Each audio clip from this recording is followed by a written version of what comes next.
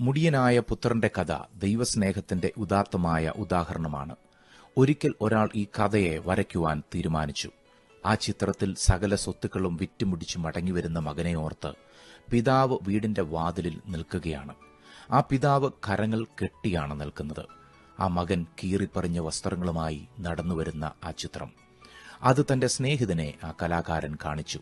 സ്നേഹിതൻ പറഞ്ഞു, ചിത്രം കൊള്ളാം, പക്ഷേ നിർവികാരനായി നിൽക്കുന്ന പിതാവിനെ അല്ല അവിടെ വേണ്ടത്. ആ ചിത്രകാരൻ വീട്ടിൽ പോയി ആ വേദഭാഗം വീണ്ടും വായിച്ചു. അതിനുള്ളിൽ മടങ്ങിവരുന്ന മകനെ കണ്ടുകൊണ്ട് സ്വീകരിക്കുവാൻ വരുന്ന ആ പിതാവിന്റെ സ്നേഹം തുളുമ്പി നിൽക്കുന്ന ആ ഭാവം താൻ കൂടുതൽ പഠിക്കുവാൻ തുടങ്ങി. ദൂരത്ത് തന്നെ നിന്ന് ആ മുടിയൻ പുത്രനെ അപ്പൻ കാണുന്നുണ്ട്. അവനെ കണ്ട് മനസ്സലിഞ്ഞ് ഓടിച്ചെല്ലുന്ന ആ അപ്പൻ ആ മകന്റെ കഴുത്ത് കെട്ടിപ്പിടിച്ച് അവനെ ചുംബിക്കുകയാണ്. ആ അപ്പന്റെ ഈ ആഴമായ സ്നേഹത്തെ ചിത്രത്തിൽ ഉൾക്കൊള്ളുവാൻ പ്രയാസമാണ്. അയാൾ ദൈവസ്നേഹത്തിന്റെ ആഴങ്ങൾ ആരായുവാൻ തുടങ്ങി. ഇതിനെ വരയ്ക്കുവാൻ തന്റെ ക്യാൻവാസും പെയിന്റും ഒക്കെ തയ്യാറാക്കി. തന്റെ പുതിയ ചിത്രത്തിൽ അപ്പൻ തന്റെ വീട്ടിൽ നിന്നും മകനെ സ്വീകരിക്കുവാൻ ഇറങ്ങി ഓടുകയാണ്. അപ്പന്റെ കാലുകൾ അന്തരീക്ഷത്തിലാണ്. സ്നേഹത്തിന്റെ സരളഭാവം ആ മുഖത്തുണ്ട്.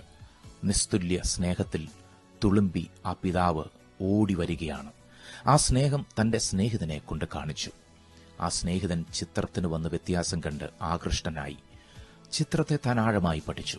അതിലെ അപ്പൻ ധരിച്ചിരിക്കുന്ന ചെരുപ്പുകളിലേക്ക് തന്റെ ശ്രദ്ധ പതിഞ്ഞു. ആ കാലുകളിലെ 2 ചെരുപ്പുകളും വ്യത്യസ്തമായതായി താൻ ശ്രദ്ധിച്ചു. ചിത്രം വരച്ച വ്യക്തിയോട് വ്യത്യസ്തമായ ചെരുപ്പുകളുടെ വിശദീകരണം ചോദിച്ചു. അദ്ദേഹം ഇങ്ങനെ പറഞ്ഞു, നീ പറഞ്ഞതിനു ശേഷം ആ കഥ ഞാൻ പല പ്രാവശ്യം വായിച്ചു. അതിനുള്ളിലെ താക്കോൽ കാര്യം എന്നത് അപ്പന്റെ തിടുക്കമാണ്. ഒരു നിമിഷം പോലും പാഴാക്കാതെ തിരികെ വരുന്ന മകന്റെ അടുക്കിലേക്ക് സ്നേഹത്താൽ പാഞ്ഞു ചെല്ലുന്ന ആ അപ്പന്റെ തിടുക്കം വിവരിക്കുവാൻ അതിലും വലിയ കാര്യം ആ ചിത്രത്തിൽ ചേർക്കുവാനില്ലെന്ന് ഞാൻ മനസ്സിലാക്കുന്നു.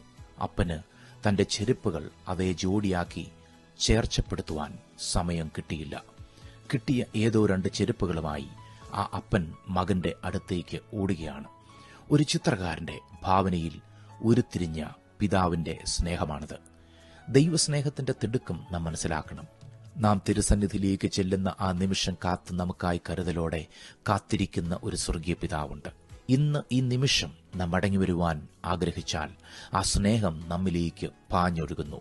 മാനുഷിക സമ്മതങ്ങൾക്കായി കാത്തിരിക്കാത്ത ആ സ്നേഹം നാം മനസ്സിലാക്കുന്ന നിമിഷമാണ് നമ്മുടെ ജീവിതത്തിന് അർത്ഥമുണ്ടാകുന്നത്.